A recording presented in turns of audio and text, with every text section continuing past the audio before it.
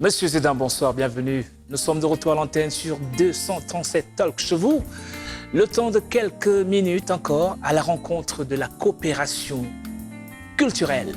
Quand je dis coopération culturelle, j'imagine la diplomatie entre le Cameroun et l'Allemagne. L'Institut Goethe, 60 ans aujourd'hui, dans l'activité aussi bouillonnante au cœur de la culture au Cameroun, des artistes, des écrivains, des danseurs et toutes les autres expressions ont été mises en lumière. Monsieur et dames, ce soir, sur l'antenne du 237 Talk, nous allons à la rencontre du coordonnateur programme à l'Institut Goethe Antenne Cameroun, à Yaoundé notamment, Raphaël Mouchangou est notre invité. Raphaël Mouchangou, bonsoir. Bonsoir. Au plaisir de vous rencontrer. Plaisir partagé. Alors, Raphaël Mouchangou, 60 ans, une activité aussi bouillonnante au cœur de la diplomatie entre le Cameroun et l'Allemagne. Tout à fait, 60 ans d'amitié culturelle, de soutien de la scène culturelle locale, mais aussi d'intensification des rapports, j'allais dire diplomatiques simplement, parce que l'Institut Goethe est le pendant diplomatique de la relation qui lie l'Allemagne au Cameroun et vice-versa, de renforcement des amitiés à un niveau institutionnel, mais nous le faisons à un niveau individuel puisque nous permettrons aux artistes camerounais de rencontrer les artistes allemands et aux artistes allemands de s'inspirer du travail des artistes camerounais. Mais alors 60 ans de coopération culturelle, j'ai toute l'impression, ça rappelle aussi l'histoire coloniale. Tout à fait, l'histoire coloniale qui est d'ailleurs depuis une demi-dizaine d'années un sujet central dans la programmation stratégique de l'Institut Goethe et de façon plus générale même en Europe. Vous avez certainement constaté que beaucoup de présidents, en tout cas des chefs de gouvernement en Europe, ressortent cette question du lien colonial qui unit l'Europe à ses anciennes colonies, notamment la France, l'Allemagne, principalement d'ailleurs. Et c'est un sujet qui nous intéresse depuis 3, 4, 5 ans très intensément et sur lequel on va continuer de plancher, non pas pour célébrer, évidemment que non, mais pour critiquer ce lien et pour construire un rapport, j'allais dire, plus sain pour l'avenir. Mais ça semble être très beau à entendre. Allons voir les faits aussi, monsieur Raphaël Mouchangou. Vous êtes le coordonnateur des programmes à l'Institut Goethe, Yaoundé. 60 ans, ça reflète l'âge diamant. Qu'est-ce qui a été fait? Il serait très difficile d'énumérer les actions, mais en 60 ans, il y a eu progression et une intensification, une accélération de soutien des programmes de rencontres, des programmes d'accompagnement. Pour ceux d'entre nous, de notre génération, Roblac, je parle de toi et moi. Bien évidemment. Depuis 10 ans, vous constatez l'action de l'Institut Goethe. Il faut savoir que l'Institut Goethe a commencé au Cameroun en 1961 exactement, simplement avec un seul représentant et qui s'attelait en fait à promouvoir la langue, à proposer des cours d'allemand.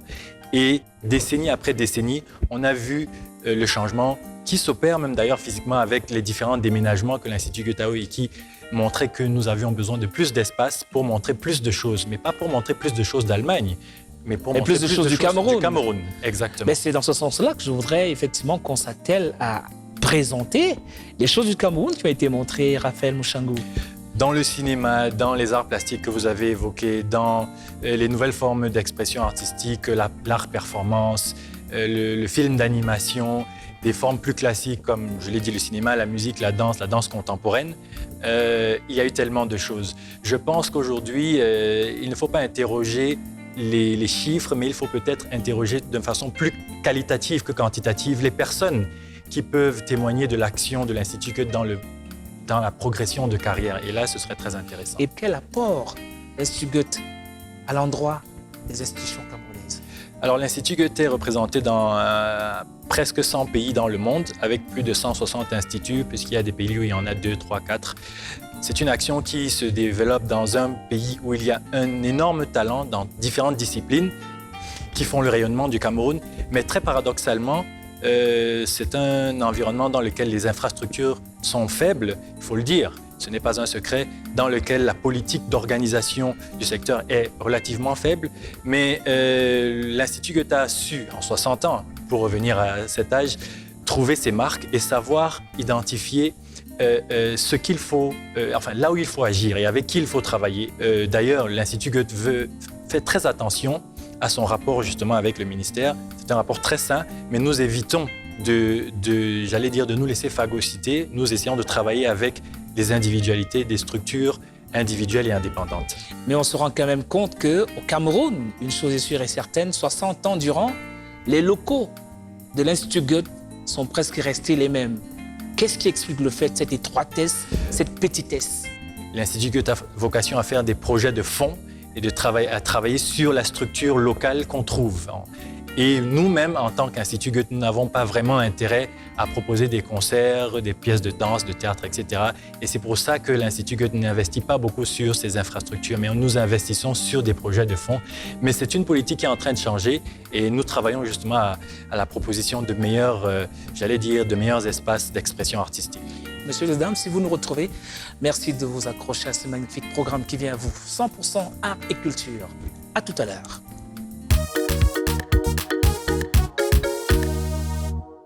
Elle est chanteuse, conteuse, comédienne au Théâtre national du Cameroun, membre active côté chant au sein du Kémit 7 de Ruben Benam ce soir. Rosine Guélé vous interprète Zangali, chanson d'elle, sur le plateau de 237 Talk, en compagnie du MFC Band.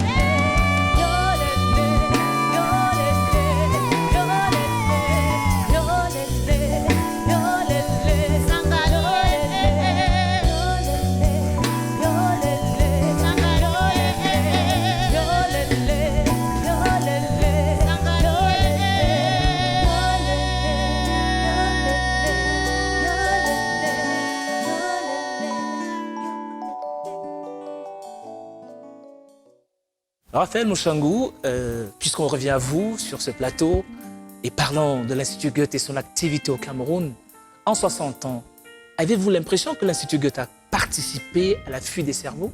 Disons que la fuite des cerveaux est un phénomène qui affecte beaucoup de structures, aussi bien internationales comme la nôtre que des initiatives locales. Il y a des promoteurs culturels qui sont victimes de ce phénomène, mais on a la chance quand même, si tant est que c'est une chance, que au sein de l'Institut Goethe, ça reste quand même un phénomène très marginal. Nous travaillons avec de très nombreux artistes et si quelquefois c'est arrivé, on ne peut pas s'en plaindre parce que ça reste vraiment une proportion extrêmement minoritaire. Mais alors, si les artistes se plaignent, c'est peut-être parce que les institutions étatiques du Cameroun ont démontré une certaine faiblesse et que finalement, c'est vers vous qu'on vient. Disons qu'il y a différentes fuites de cerveau. Il y a la fuite illégale dont je parlais tout à l'heure, qui reste un phénomène marginal. Ouais. Mais il faut savoir que la mobilité est inscrite dans chacun de nous. Et encore plus pour les artistes que pour les gens simples comme moi et vous. Et je pense qu'un artiste a vocation à faire découvrir, à donner des émotions au-delà de son environnement propre et en recevoir. Et je pense que voyager est inscrit même dans l'ADN de l'artiste. Après, il y en a qui s'installent ailleurs. Ça peut être en Europe, ça peut être en Amérique, ça peut être en Afrique. Et c'est le cas d'ailleurs des artistes camerounais qu'on retrouve partout. Vous serez surpris par les pays improbables dans lesquels on retrouve des artistes. Pas forcément parce qu'ils y ont vu un confort plus marqué qu'ici, non, mais parce qu'en fait, un artiste, je pense, c'est quelqu'un qui a des émotions, en tout cas une captation d'émotions plus forte que vous et moi, et qui décide de s'installer là où son esprit, j'allais dire, pour ne pas être trop métaphysique, réagit, en fait.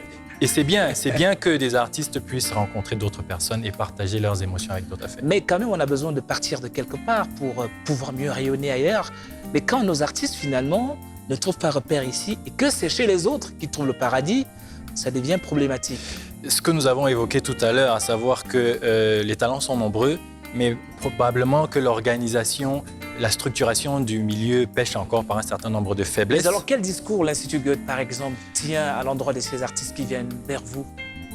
Est-ce que le retour est prescrit dans l'ordonnance? Bien sûr, le retour est prescrit, mais nous nous inscrivons davantage dans la régularité des voyages plutôt que dans le voyage unique, ou etc. Le Goethe Institut et toute structure culturelle n'est pas un gendarme.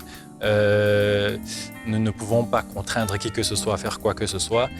J'insiste quand même sur le fait que nous travaillons avec l'immense majorité des artistes avec lesquels on est en contact. Ce sont des artistes très intéressants, mais surtout très sincères. Et il ne faut pas que l'ivraie cache le bon grain, en fait. Voilà. Parce que l'ivraie est minoritaire.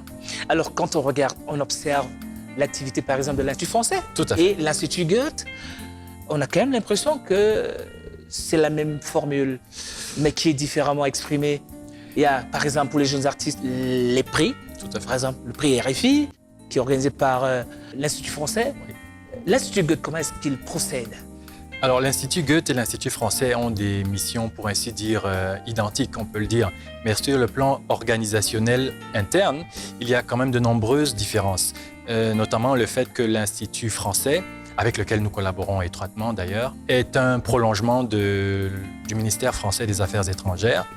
Et l'Institut Goethe est absolument indépendant du ministère allemand des Affaires étrangères. C'est pour ça que nous travaillons et nous opérons à Yaoundé, au Cameroun, de façon absolument indépendante de l'ambassade d'Allemagne. Mais ça reste quand même deux structures européennes. Et l'Europe est en train de renforcer justement l'idée de l'Europe. Et ça se voit également à travers des institutions culturelles comme les nôtres, mais également scientifiques, etc. Il y a de plus en plus de coopération européenne parce que le mouvement d'unification est de plus en plus intense.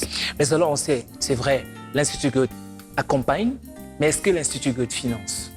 Évidemment, pour fonctionner, l'Institut Goethe a un budget validé par notre siège régional à Johannesburg, d'ailleurs, et pas en Allemagne. Nous ne donnons pas d'argent en tant que tel, parce que ce n'est pas l'idée que l'Allemagne se fait d'une coopération.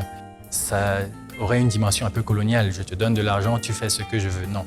L'Institut Goethe travaille davantage sur le fond. C'est pour ça qu'on fait moins de visibles, je parlais de la diffusion, moins de diffusion, mais plus d'accompagnement de projets de fond, sur lesquels, évidemment, nous mettons de l'argent. Mais donner de l'argent en tant que tel, ce n'est pas vraiment l'idée que nous nous faisons d'une coopération.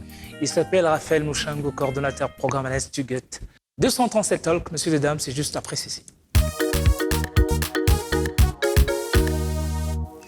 Alors, c'est un travail formidable que je vous invite, messieurs et dames, à découvrir au CIPCA. L'auteur Yvon Gassam, le phénomène des mototaxis, est révélé à travers cette exposition. L'exposition itinérante I Have a Dream de l'artiste plasticien Yvon Gassam a été vernie le 19 novembre 2020 au Centre international pour le patrimoine artistique et culturel. Yvon Gassam, artiste visuel camerounais, voilà, je vis et travaille entre le Cameroun et l'ailleurs. I Have a Dream, exposition itinérante, a été commissariée par Fabiola Ekota ici. Le CIPCA, c'est donc le Centre international pour le patrimoine culturel et artistique. C'est au départ une association de droit camerounais dont je suis présidente et cofondatrice. Et c'est actuellement un espace, un centre d'art qui possède une galerie dans laquelle nous nous trouvons actuellement.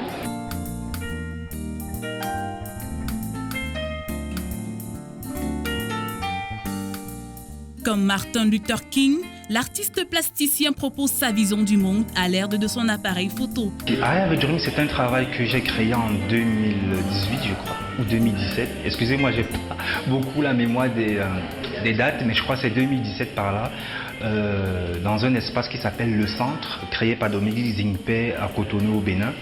Il s'infiltre dans les casques et s'invite dans la tête des mototaximens béninois appelés The Minzang dans le but de découvrir la face des aspirations de ces travailleurs d'un autre genre. J'y étais pour un mois de résidence où il m'était demandé un travail expérimental, quelque chose qui sort de mes codes esthétiques habituels.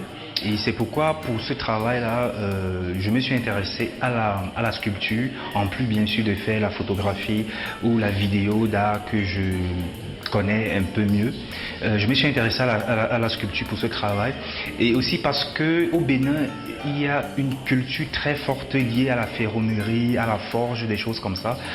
Et il était important pour moi vraiment de pouvoir ressentir tout cela et de le faire transpirer dans mon travail.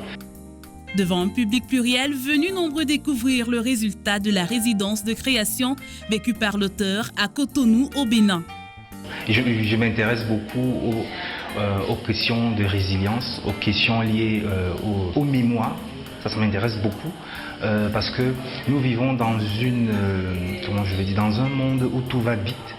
Et on oublie des fois ce qui peut constituer nos mémoires. Aujourd'hui, par exemple, si vous voulez consulter des choses liées au Cameroun qui datent des années 70, 60 et même un peu au-delà, vous êtes obligé d'aller dans des musées en Europe et payer.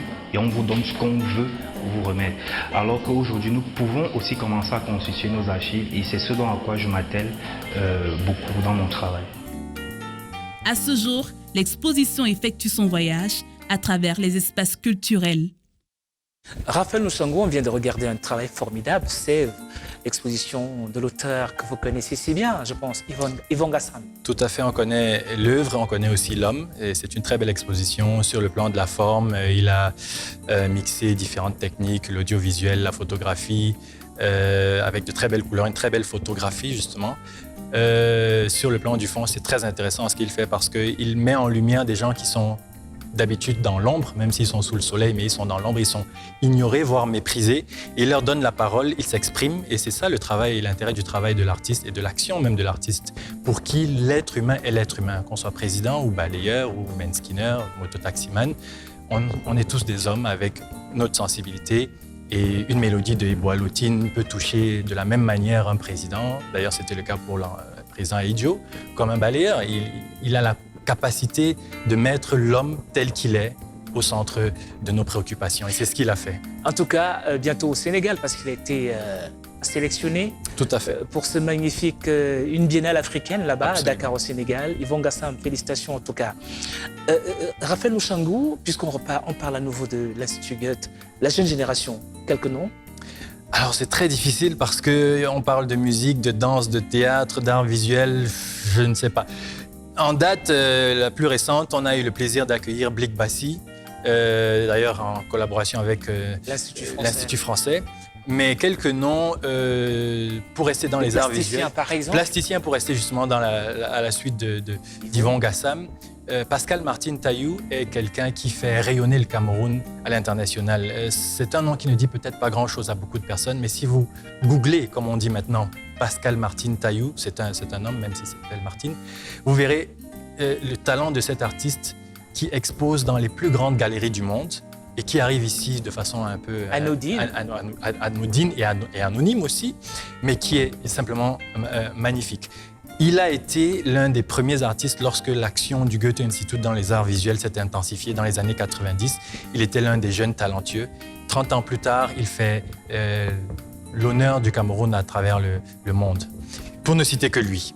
Ah oui, s'il fallait donner un petit conseil, pas que vous vous érigez en donneur de conseils, peut-être une petite lumière qui aiderait les institutions du Cameroun dans le domaine de la culture à mieux capter l'attention de leurs artistes, qui sont d'ailleurs très nombreux et très talentueux.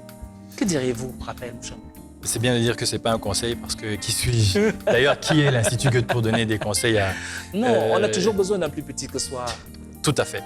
Alors, justement, je pense que ce qui est intéressant, c'est que, qui serait bien, en fait, c'est que un État comme celui du Cameroun, mais comme les autres autour du Cameroun, travaille davantage sur des processus de facilitation de l'action culturelle et non pas d'organisation forcément de la culture en termes physiques, en termes de festival. Parce que ce qui serait véritablement constructif, ce serait de favoriser des lois et des plateformes sur lesquelles les promoteurs culturels locaux et les acteurs de la culture pourraient s'adosser pour créer plus facilement. Et ça a de différentes ramifications. Ça peut être des facilitations d'octroi de matériel, ça peut être des lois qui exonèrent les promoteurs culturels de certaines charges. Ça peut être des lois incitatives pour les entreprises qui ont beaucoup d'argent au Cameroun, et il y en a beaucoup, des entreprises commerciales notamment, qui les incitent à soutenir davantage la culture. On peut parler de la culture comme du sport. Vous savez que dans le sport, à l'époque, je me souviens quand j'étais plus jeune, les grandes équipes étaient souvent des équipes qui portaient le nom de grandes sociétés d'État. Et c'est une époque justement où le football, pour ne parler que de lui, mais il n'y a pas que lui, se portait très bien et faisait d'ailleurs peut-être encore plus rêver, en tout cas nourrissait mieux les sportifs qu'aujourd'hui, en tout cas sur le plan local. On peut réfléchir justement sur la reproduction de ces modèles du passé, mais qui aujourd'hui pourraient être encore efficaces. Alors, puisqu'on sort bientôt de cet entretien, Raphaël Mouchambou, si on pouvait revenir sur la place, l'importance qu'occupe l'activité culturelle et artistique au sein de l'Institut Goethe. Ce serait un peu demander à un prêtre quelle est la place que revêt la prière dans sa carrière, parce que c'est la place centrale en fait. Ouais. L'Institut Goethe est né pour promouvoir la culture et davantage pour promouvoir la rencontre des cultures. Donc c'est ce que nous nous attelons à faire au quotidien, parce que même la promotion de la langue, qui est un volet très important de la mission de l'Institut Goethe, donc la promotion de l'allemand à travers un cours d'allemand qui est très dynamique, très, très intense, c'est aussi la culture, parce que la culture commence par la langue, en fait. Et donc, nous espérons ne rester que culture et ne pas être autre chose que culture. Parlons-en, Claver, de ce magnifique album Back to the Roots. Back to the Roots, qui est donc le dernier projet de X Malaya. Il s'agit de 12 titres qui reviennent ici sur ces grandes icônes de la culture marquées ou alors qui ont écrit les plus belles pages de l'histoire de la musique camerounaise. Et c'est un peu fou ce que les consommateurs mélomanes de X Malaya trouvent que l'inspiration a foutu le camp et là ils sont mis à la reprise. C'est un magnifique retour aux sources Roblack parce qu'ils permettent à la nouvelle génération de comprendre aujourd'hui l'histoire même de la musique camerounaise. Et lorsqu'on cite un certain nombre d'auteurs qui reviennent, si on parle d'Emile Kangué, on parle même d'Ali Baba, Essomba, Ali Baba, ils sont chers amis de la capitale, les Bois-Latines, Manu Dibango. Alors si. Mais au-delà, c'est désormais l'audio. Un duo qui se portait très bien et qui nous émerveille aujourd'hui, qui nous transporte. J'ai aimé danser sur le rythme. Bindeng, j'ai également aimé me sort. Bindeng. Donc, et pourquoi ne pas parcourir l'ensemble des 12 titres pour comprendre exactement la nouvelle vision d'X Malaya. En tout cas, l'album est disponible et c'est un coffret clé USB. Merci JB. Merci Roblak. À très bientôt. À très bientôt. Donne le nom de l'invité de l'émission 237 Talk en envoyant play au 81 76 et tente de gagner un écran TV 43 pouces. Merci Raphaël Mouchango de votre disponibilité. Merci beaucoup Roblak. Et surtout bonne activité à l'Institut Goethe. Merci de votre soutien. Je vous en prie, à très bientôt. À très bientôt.